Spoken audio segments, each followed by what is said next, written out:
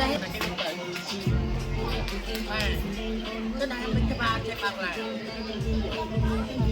chạy ớt lại chạy hở làm cái này để Lát bóp bọt thịt. kia Lát bóp thịt à. này là bọt lông không bọt thì dân bọt cốt tới bọt thì nó mà xong lôi rồi mà má ghê Mà nữa không lôi tinh lắm. Ao mà.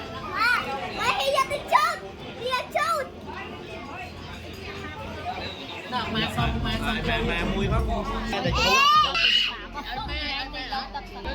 rồi bỏ lên con mưa mai lên đây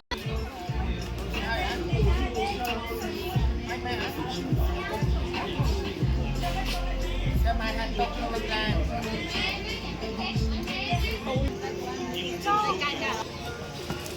có ba này ấy tay chị cho mũi sao này thôi ấy bây giờ đúng cười rồi xin nò đấy